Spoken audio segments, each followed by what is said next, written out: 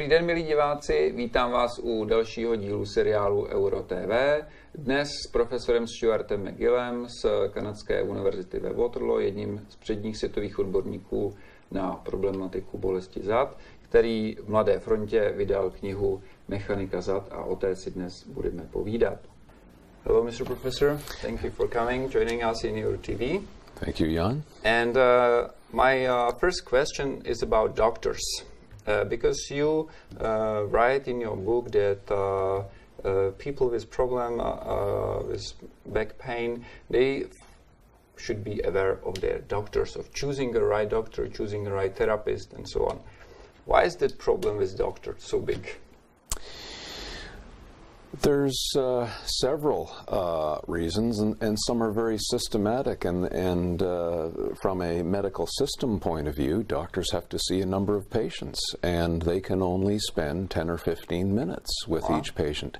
So it is not possible for a clinician within 15 minutes to reach the cause of the person's pain and find a precise diagnosis. And without a precise understanding of their pain trigger, how do you know what to treat? Yes. And it's interesting that there's a wonderful Prague, Czech history to all of this. There was a famous professor, Karel Levitt, and he said, the first job of the physician is to show the patient the cause of their pain. Well, that takes a lot more than 15 minutes of assessment. Yeah. So the first role of the doctor is to show them the pain and then how to avoid the pain trigger and allow it to desensitize. Then we'll have a conversation about the exercise you need to do to build a pain-free foundation for movement. So it's a bigger system problem. It's no single person's fault. I can understand because of insurance and because of the system, because 15 minutes is not that expensive, like 60 minutes of a doctor. How long do you speak to your patient in a first session? That's an excellent question because I'm a consultant, so I will see the patient once first. Quite often the patient will bring their doctor or their physical therapist or their trainer with them, and I show the clinician plus the patient the cause of their pain. I set aside 3 hours. So to do a thorough assessment of motions, postures, and loads, I'm assessing their personality. I need to know how they learn, how I'm going to cue them. I want to understand the nature of the pain. Is it worse when they get out of bed in the morning, hard to put their socks on, and then the pain eases up throughout the day?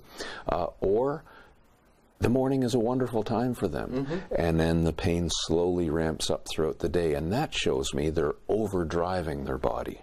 It's fine in the morning, but it becomes more sensitized as the tissues are stressed cumulatively. So that requires a different approach. So to really understand a person, and then I will stress the different nerve roots and find the levels and link very precisely their pain triggers, so I know, again, a precise approach for a precise diagnosis will render a better chance for success. So after that initial 3-hour visit, I turn the patient over to their clinician, and they run the program. But interestingly now, I wrote this book to guide the individual patient, the reader, through a self-assessment of their pain triggers. So chapter 6. They will perform the tests themselves, and then based on the understanding that they get of their pain triggers, they learn very quickly what to not do, stop causing the pain, and then what they should do. So it is somewhat of a solution to the time constraints of their clinicians. So basically, if someone will read your book, he can first self-examine him and go very carefully through his daily routine, and when the back is okay and when back is hurts, and then he can go to a doctor, he can find a therapist or doctor and work together. But first people must understand their own body, right? Yeah, well, I'll answer that question two ways as well. Some people will find that they can manage their own pain just on their own. By themselves, without a doctor. Yes, and others will find, I'm just not able to hone in on my pain trigger, or I might have more than one pain trigger. I might have two or three. So now it's a bit more complicated, and a good clinician, whether it's a physical therapist, the clinician might be a trainer who's a very clever, aware person on motions, postures, and loads. They will help them figure it out as well, or it may be their family doc. But take the book with them and guide them through this a little bit. How do I know this works? We're quite different being at the university. We follow up with every patient that I see. So we know after a year whether they got better or not. And for the very difficult patients, they've tried physical therapy, they've tried yoga, they've tried cognitive behavioral therapy, they've tried changing their diet, all of these things. And then they've been told the only thing that will work for you is surgery. Of all of those people who've been told your only last resort is surgery, we get 95% of them to avoid surgery. Not all. So will this help everybody? No. But it will help 19 out of 20 people. Yeah. I have this similar information from Czech doctors or Czech specialists that surgery is really the last resort, and it's only a few % of patients. Tell me about this modern approach to back pain, or generally to healthy lifestyle, like yoga, Pilates, and all these techniques. They are extremely popular in Czech Republic now. And sometimes if you see yoga and the people are doing this postures, I would say it's not that healthy for spine. What is your general opinion on yoga and Pilates? Well, my opinion is guided on several components of science. First of all, there are some people who do quite well with yoga and Pilates, and there are others who are hurt by it. It all depends on their pain triggers. Let's take Pilates as an example. So one of the tenets of Pilates is that when you lay on your back on the floor, you imprint your back to the floor. You take all the curves out and you flatten it to the floor. But when you take the curves out, it actually stresses some of the tissues there. So if you have the kind of back pain where flattening your back causes your pain, to follow that Pilates instruction would actually stress it. So we would say, well, actually not. Lay on your back and put your hands supporting that natural curve to avoid it. The next thing that matters is the instructor. You can get a wonderful Pilates instructor who will say, those of you who get back pain from sitting slouched, you go over to this side of the room. Those who don't can go here. Now, you avoid these exercises and do these, and you avoid. So do you see? It's not a matter of going and doing Pilates. It's being aware. It's always personal attitude. Yeah, like subcategorizing. People are different. That's I would say one of your basic ideas, that people are different, and you need to really carefully examine every person from his own perspective. It's everybody is unique and different, so you need to know your body first, or your doctor or your therapist need to know your body very good, and then you can go through some certain exercise or treatment, right?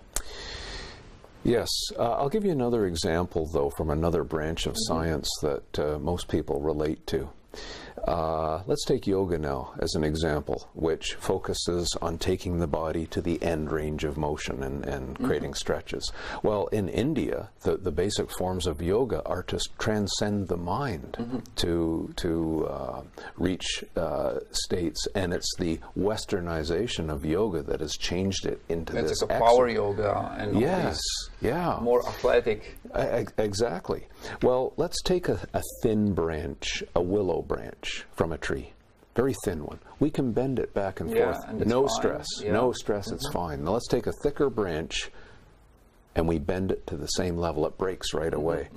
So we know when we follow injury incidents, for example, that if the person is a very slender spine gymnast, no problem. They can bend back and forth. There's no stress in that slender rod of their spine. Now you take a more robust, a thicker wrist, thicker knee, wider hipped, heavier boned person, the rugby players or the big heavy athletes. You can't do yoga. It's a thick rod, it'll break sooner, it stresses it. So there's just an example, once again, you can't take the big St. Bernard dog to the greyhound track, no matter how you train it. You will break it. Or you can't turn a dump truck into a Ferrari. They all take different mechanics. They're both vehicles, but they have different tuning, different structures, different jobs. And that really is a message that people need to hear. You can't be a super athlete. You can't be a fantastic yoga master and then go lift a heavy weight. It's not possible. You have to tune your body to do and be adapted to whatever that activity is if you're going to survive.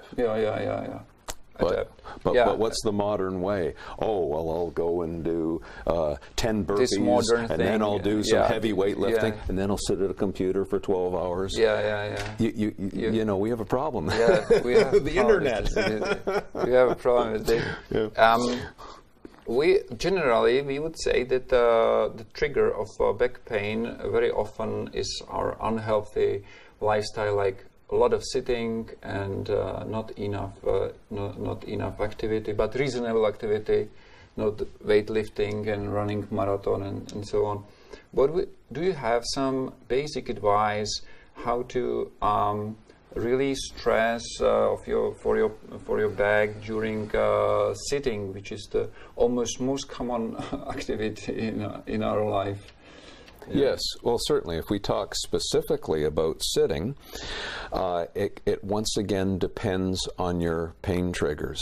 For example, if you sit and you're sitting doing your work at the computer for a while and you get back pain, take your arm and place it across the low back like this and lean back. Now, if that relieves your pain, that shows us that flexion is a driver of your pain. But supporting that posture would reduce it. So the first thing I would say is sit with a lumbar support, a little pillow, a rolled up jacket, or we actually have a pneumatic device. The second thing to do is to interval train the sitting. Whatever is your pain trigger, you can't keep doing it. You have to interval train it. So the best thing to do is get up in the morning, go for a 15-minute walk. Walking is non-negotiable for people who sit a lot. If you are working with a computer, you can't sit for lunch. Go and have another walk. So the micro breaks throughout the day. To stand up, and again, this would be very, very close to the Czech school. Get up out of the chair, suck in air, reach for the ceiling, reach a little bit more. That will reduce the stress in the structures that are getting stressed by sitting. Another thing that Professor Vladimir Yonda, here at the Czech school, he showed that chronic back pain neurally inhibited the gluteal muscles, and they facilitated what was called the psoas muscle in the front. And this syndrome gets exacerbated by more sitting. So then do very specific corrective exercises. If you sit a lot, do integrative work for the gluteals and learn to release the psoas. And there's a very specific way to do that. So when we're building, can read it in your book. We're going to read, once we've eliminated the pain triggers, if you sit a lot, those are pretty good exercises to do, but make sure you follow the original Czech way. We measured it and it worked. We tried some of the other exercises that were promoted to work and they didn't. So Yonda was correct. Yonda was correct. It's nice to hear about it. You said that it's good to walk, to do 15 minutes walking. What about running?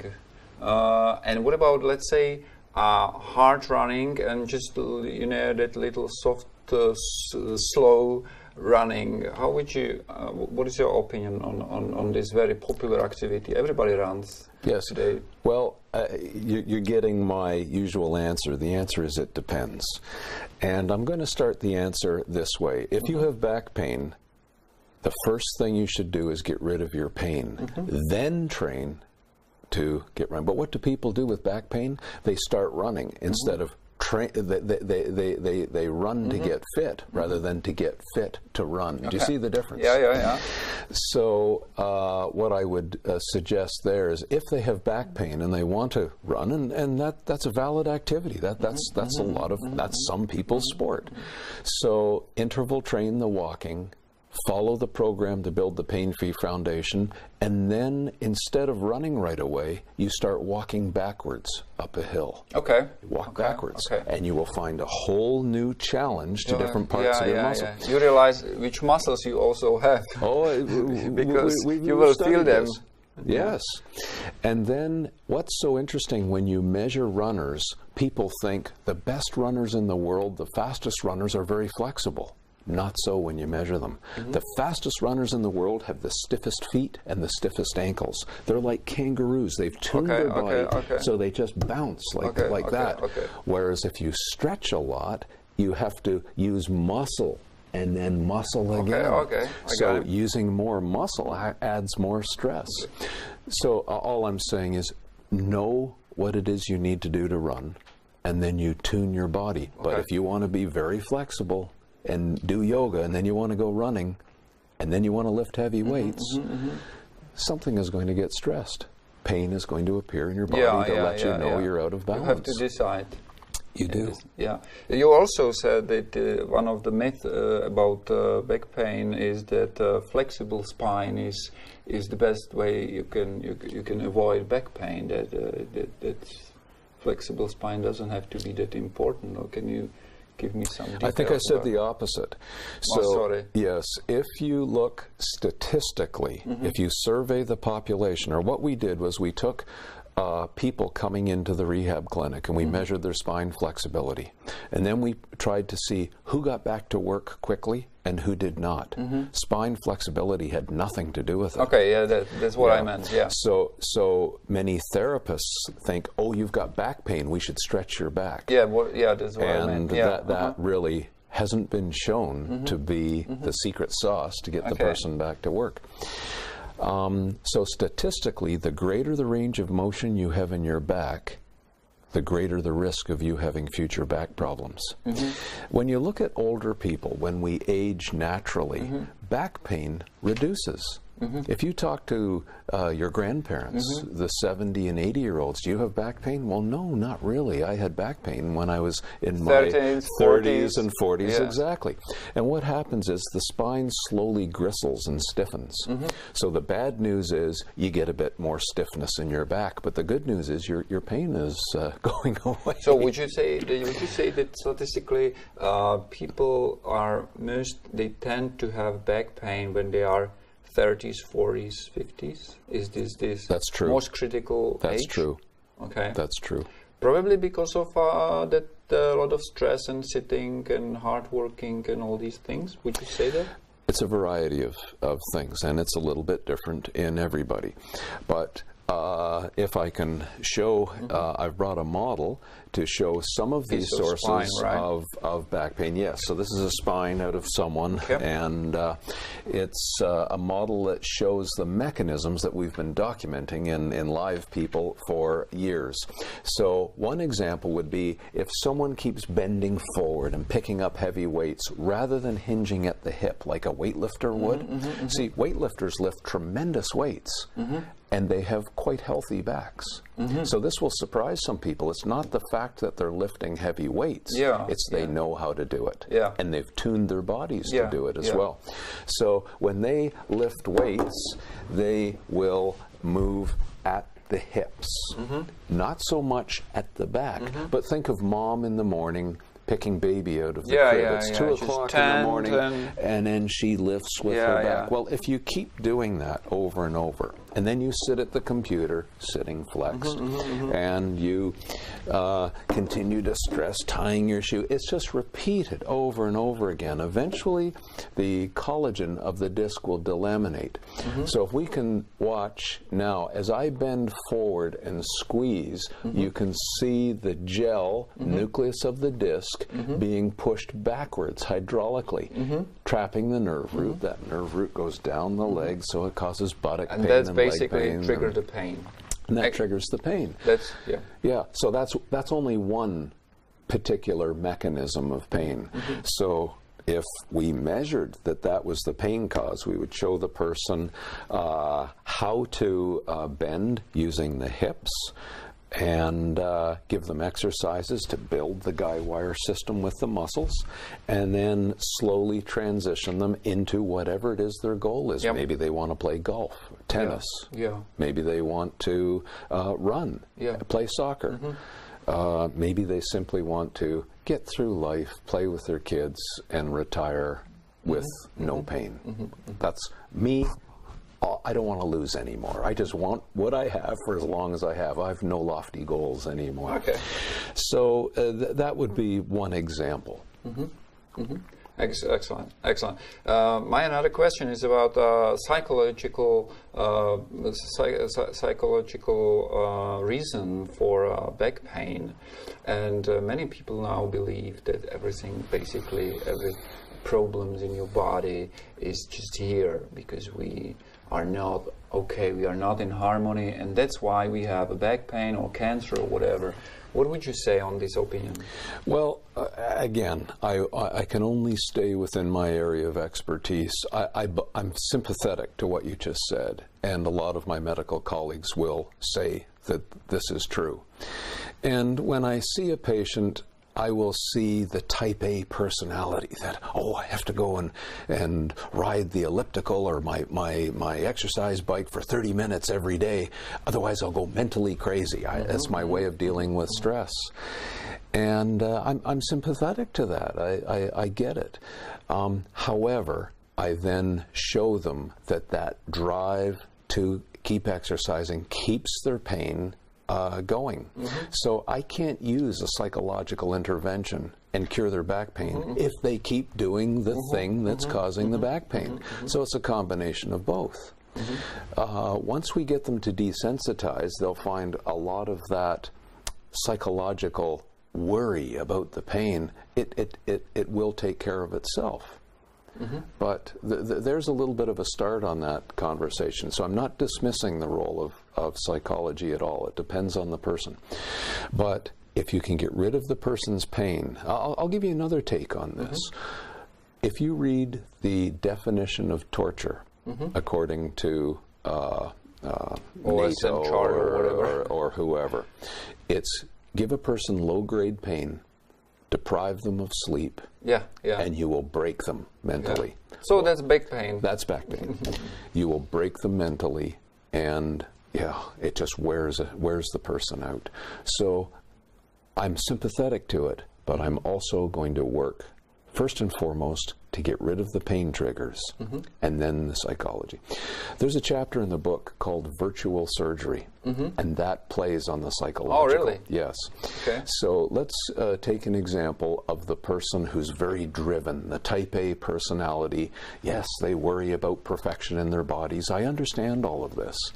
But they say, I've only been able, I have to go and ride the bike. I say, all right, I am going to perform surgery on you, but it's virtual surgery. There, now you've had your virtual surgery. Tomorrow you're going to behave like you had surgery today. Power of placebo, right?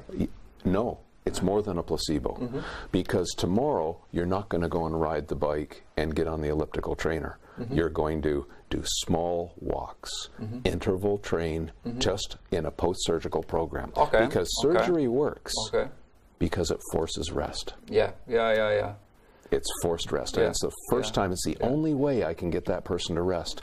And you'll be amazed at how many people in just 2 months later, but the statistics show they're just as well having virtual surgery as the real surgery. They just have a different experience of their life, of their body. They just relax. They change their habits because of surgery or virtual surgery. It doesn't matter. So is virtual surgery a psychological intervention? Well, it depends how do you look on it. Yeah. Yes, but it could be a very powerful psychological intervention. For sure. There's an example. Why not? Mr. Professor, I also would like to ask you about how do you promote your knowledge? I think that today YouTube can be very powerful and very good tool for people, because I saw a few videos of yours, of people you teach them how to exercise properly, and I would say it's amazing that we just can go on YouTube, we can type Stuart McGill, and then we can find a lot of good stuff. Yes and no. Okay. There are people who take my material and put things on YouTube and say this is a McGill exercise and it's awful. So it's the wild, wild west on YouTube. Okay. I'd be very careful. And I must admit, I am not very good. I don't do Facebook. I don't go onto YouTube. It's other people who put these clips on. So be very careful with that. I'll stand behind that because I wrote that. Okay.